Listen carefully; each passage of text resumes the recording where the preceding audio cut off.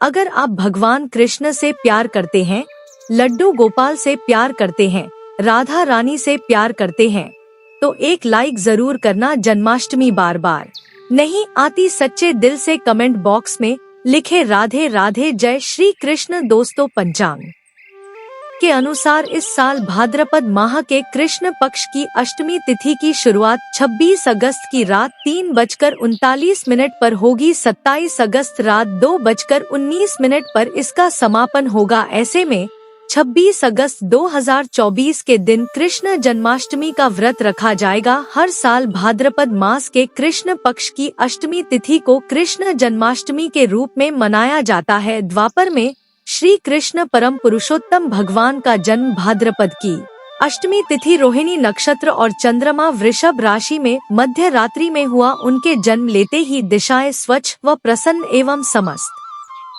पृथ्वी मंगलमय हो गई थी। विष्णु के अवतार श्री कृष्ण के प्रकट होते ही जेल की कोठरी में प्रकाश फैल गया। कृष्ण के प्राकट्य से स्वर्ग में देवताओं की धून दुबिया अपने आप बज उठी तथा सिद्ध और चारण भगवान के मंगलमय गुणों की स्तुति करने लगे। दोस्तों, जन्माष्टमी व्रत का महत्व शास्त्रों में जन्माष्टमी के व्रत को 1000 एकादशी व्रत के समान माना गया है। 100 बार गंगा स्नान करने का जो पुण्य मिलता है, मात्र जन्माष्टमी का व्रत करने से प्राप्त हो जाता है। जाप का अनंत गुना फल देने वाला जन्माष्टमी के दिन ध्यान, जाप और रात्रि जागरण का विशेष महत्व है। इसलिए जन्माष्टमी की रात में जागरण करके भगवान के भजन कीर्तन करने चाहिए। भविष्य पुराण में इस व्रत के संदर्भ में उल्लेख है कि जिस घर में यह देव का व्रत किया जाता है, वहां अकाल मृत्यु, गर्भपात, किसी भी मां के बच्चे गर्भ में नहीं मरते, गर्भ ठहरता है, वैधव्य, दुर्भाग्य तथा कलह नहीं होती। जो एक बार भी इस व्रत को करता है, उसे श्री कृष्ण का आशीर्वाद प्राप्त होता है। वह प्राणी संसार के सभी सुखों को भोग कर विष्णु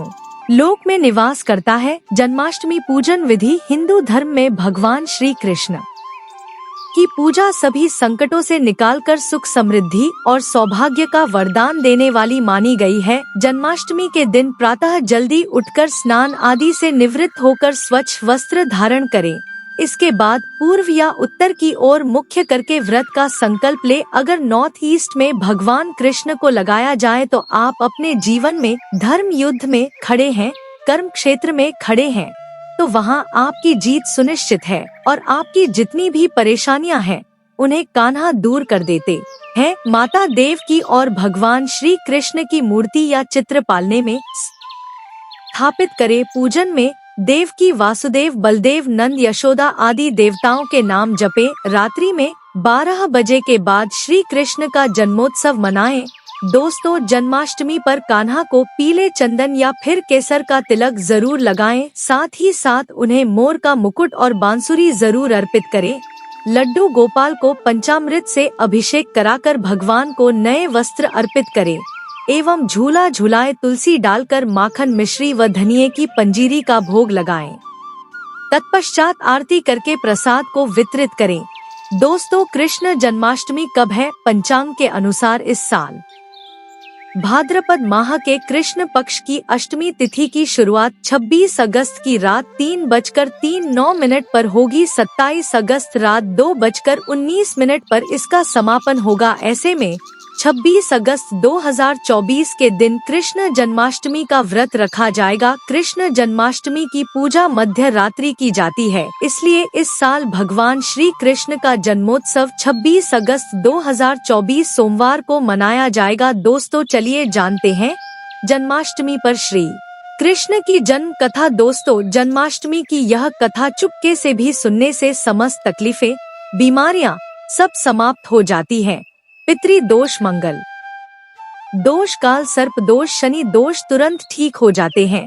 आइए सुनते हैं जन्माष्टमी की कथा। दोस्तों, पौराणिक कथाओं के अनुसार भाद्रपद माह कृष्ण पक्ष की अष्टमी तिथि को भगवान कृष्ण ने माता देवकी की 8वीं संतान के रूप में जन्म लिया था। कृष्ण जी का जन्म मथुरा में कंस के कारागार में हुआ था। माता देवकी राजा कंस की बहन थी। कंस को सत्ता का लालच था। उसने अपने पिता राजा उग्रसेन की राजगद्दी छीनकर उन्हें जेल में बंद कर दिया था और स्वयं को मथुरा का राजा घोषित कर दिया था। राजा कंस अपनी बहन देवकी से बहुत प्रेम करते थे। उन्होंने अपनी बहन का विवाह वासुदेव से कराया था, लेकिन जब वह माँ देवकी को विदा कर रहा था तभी एक आकाशवाणी हुई कि देवकी का 8वां पुत्र कंस की मौत का कारण बनेगा। यह सुनकर कंस डर गया। उसने तुरंत अपनी बहन और उनके पति वासुदेव को जेल में बंद कर दिया। उनके आसपास सैनिकों की कड़ी पहरेदारी लगा दी। कंस अपनी मौत के डर से देवकी और वासुदेव के 7 संतानों को मार चुका था। कृष्ण जी का जन्म इसके बाद भाद्रपद माह कृष्ण पक्ष की अष्टमी तिथि को रोहिणी नक्षत्र अंधेरी रात में भगवान कृष्ण ने देवकी की 8वीं संतान के रूप में जन्म लिया। श्री कृष्ण के जन्म लेते ही कोठरी प्रकाशम हो गई। आकाशवाणी हुई कि विष्णु जी ने कृष्ण जी के अवतार में देवकी के कोख में जन्म लिया है। उन्हें गोकुल में बाबा नंद के पास छोड़ आए और उनके घर एक कन्या जन्मी है, उसे मथुरा लाकर कंस को सौंप दे। कान्हा चले गोकुल धाम। आकाशवाणी सुनते ही वासुदेव के हाथों की हथकंबा गोपाल को रखकर सिर पर रख लिया और गोकुल की ओर चल पड़े। कान्हा को गोकुल धाम ले जाने में वासुदेव को कई मुसीबतों का सामना करना पड़ा। यमुना नदी कृष्ण जी के चरणों को स्पर्श करने के लिए उफान पर आ गई, लेकिन चरण स्पर्श के बाद वह फिर से शांत पड़ गई। वो कान्हा को बाबा नंद के पास छोड़ आए और गोकुल से कन्या को लेकर वापस लौट आए। जेल अपने आप बंद हो गया और उनके हाथों में हथकड़ियां लग गई। कन्या के रोने की आवाज सुनते ही सभी पहरेदार उठ गए। कंस बंदी गृह आया। वह कन्या को देवकी और वासुदेव की 8वीं कन्या समझ उसे मारने चला, लेकिन वह आकाश में उड़ गई और फिर से आकाशवाणी हुई कि कंस को मारने वाला अब इस दुनिया में पैदा हो चुका है। बाबा नंद और उनकी पत्नी माँ यशोदा ने कृष्ण जी का पालन पोषण किया। राजा कंस ने कृष्ण जी का पता लगाकर उन्हें मारने की खूब कोशिश की, लेकिन कंस की सारी कोशिशों विफल हुई और कृष्ण जी को कोई मार नहीं सका। अंत में श्री कृष्ण ने कंस का वध किया। राजा उग्रसेन को फिर मथुरा की राजगद्दी सौंप दी। इस तरह से जन्माष्टमी की व्रत कथा पूरी हुई। दोस्तों, जन्माष्टमी पर भूल कर भी ना करें यह गलतियाँ, तुलसी को लेकर ना करें यह गलती। जन्माष्टमी के दिन भूलकर भी तुलसी की पत्तियां तोड़ने से बचना चाहिए। दरअसल शास्त्रों में कहा गया है कि कृष्ण भगवान विष्णु के अवतार हैं और उन्हें तुलसी अति प्रिय है। ऐसे में इस दिन तुलसी की पत्तियां नहीं तोड़नी चाहिए। जन्माष्टमी से पहले आप तुलसी तोड़कर रख ले। बिना तुलसी के जन्माष्टमी का पर्व अधूरा है। भगवान कृष्ण किसी भी ऐसे भोग को स्वीकार नहीं करते जिसमें तुलसी पत्र ना पड़ा हो। ऐसा भोग पाप के समान होता है, जहरीला माना जाता है। चावल खाना, यह बात तो सभी जानते हैं कि एकादशी के दिन चावल नहीं खाने चाहिए, लेकिन बहुत ही कम लोग जानते हैं कि जन्माष्टमी के दिन भी चावल को खाना वर्जित होता है। चाहे आप व्रत रखें या ना रखें, लेकिन जन्माष्टमी के दिन चावल खाना शुभ नहीं माना जाता। तामसिक भोजन, जन्माष्टमी के दिन तामसिक भोजन वर्जित माना जाता है। ऐसे में इस दिन मांस, मदिरा, प्याज और लहसुन नहीं खाना चाहिए। इस दिन गलती से भी लहसुन प्याज का खाना कभी मत बनाना, क्योंकि राहु केतु के कारण ही लहसुन प्याज की उत्पत्ति हुई है और भगवान विष्णु और राहु केतु के बीच में भीषण दुश्मनी होती है। अनादर करना, भगवान कृष्ण के लिए सभी भक्त एक समान होते हैं। ऐसे में इस दिन किसी भी व्यक्ति का अनादर करने से बचना चाहिए। एक बार भगवान कृष्ण के भक्त ने एक व्यक्ति का अपमान कर दिया था। उसी क्षण भगवान कृष्ण ने अपने भक्त को श्राप दिया था। इसीलिए किसी का भी अपमान ना करें। गाय को सताना, गाय भगवान कृष्ण को बहुत ही प्रिय है, क्योंकि कृष्ण अवतार में उनका पालन पोषण एक ग्वाले के घर में हुआ था। ऐसे में जन्माष्टमी के दिन किसी भी गाय और बछड़े को भूलकर भी नहीं सताना चाहिए। भगवान कृष्ण गाय को सबसे प्रिय मानते हैं। गाय माता को सबसे ज्यादा प्यार करते हैं, इसीलिए गाय को इस दिन रोटी, फल वगैरह मिठाई अवश्य खिलाएं। जन्माष्टमी के दिन केवल सात्विक खाना खाएं। जन्माष्टमी व्रत में दूध और दही जरूरी है। व्रत के दौरान ताजे फलों के शेक, लस्सी, छाछ या दूध का मजा ले सकते हैं। नारियल पानी पी सकते हैं। जन्माष्टमी के दिन पेड़ों को काटना भी अशुभ माना जाता है। श्री कृष्ण हर चीज में बसते हैं और हर चीज उनमें बसती है, बल्कि हो सके तो इस दिन ज्यादा से ज्यादा पेड़ लगाने चाहिए। इससे घर और परिवार में सुख और शांति बनी रहती है। भगवान कृष्ण सदा पीपल के वृक्ष में रहते हैं। पीपल वृक्ष पर जन्माष्टमी पर जल अवश्य अर्पित करें, इससे वह प्रसन्न जो होते हैं।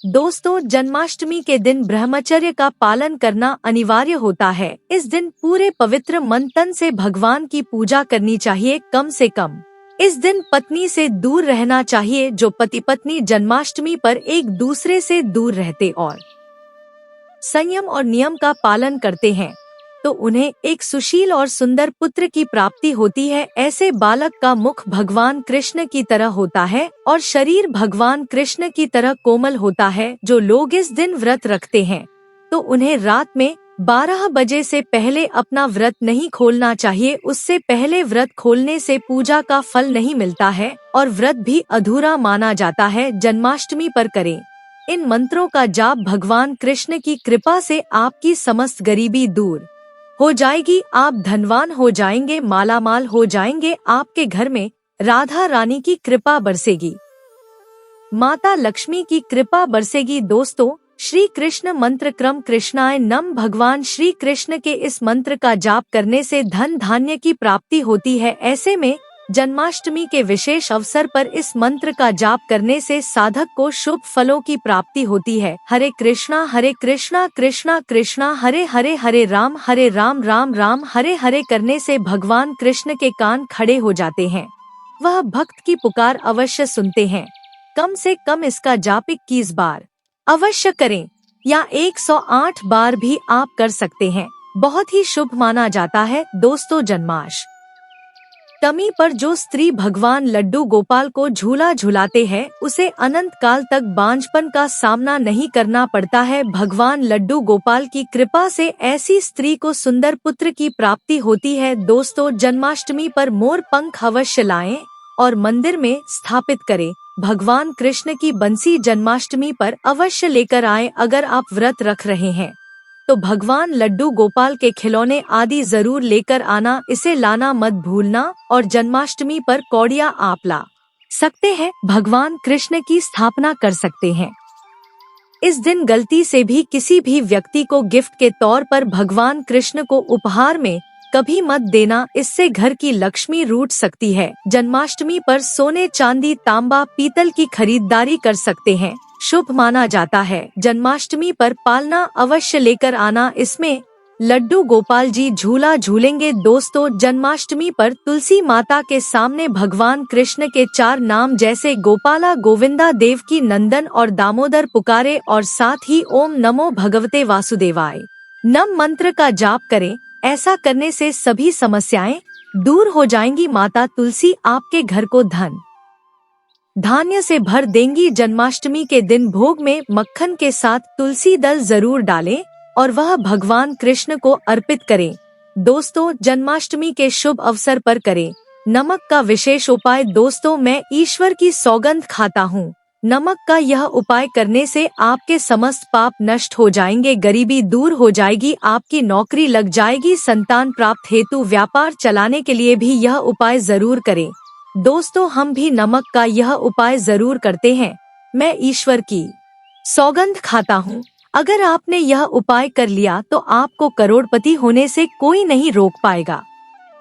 भगवान कृष्ण का विशेष आशीर्वाद मिलेगा। आइए जानते हैं नमक का विशेष उपाय। दोस्तों, उपाय है: 1 नमक का पैकेट, 50 ग्राम सूखी लाल मिर्च, 500 ग्राम चावल, 100 ग्राम उड़द की दाल, 50 ग्राम आटा और 11 रूप की दक्षिणा तथा 1 पानी की बोतल और काले तिल। बस इतनी सी सामग्री एक थैली में एकत्रित कर ले। दोस्तों, उसके बाद किसी भी गरीब बुजुर्ग या गरीब महिला को चुपके से दान दे दे और पीछे मुड़कर ना देखे, घर को वापस चले आए। दोस्तों, आप यकीन मानो, गुरु परंपरा से प्राप्त यह महा उपाय आपकी काया पलट कर रख देगा। दिन दुगनी रात चौगुनी आप तरक की करेंगे। दो यह उपाय हम भी जरूर करते हैं। महापुस्तक और शास्त्रों में लिखा महा उपाय आज हम आपको बता रहे हैं।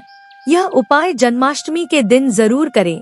मैं ईश्वर की सौगंध खाता हूँ, आपका भाग्य उदय हो जाएगा। दोस्तों, यह उपाय मैं हर जन्माष्टमी के दिन जरूर करता हूँ। आप भी यह मौका हाथों से मत जाने देना। सच्चे दिल से कमेंट बॉक्स में जरूर लिखें। राधे राधे, जय श्री कृष्ण। एक लाइक तो बनता है।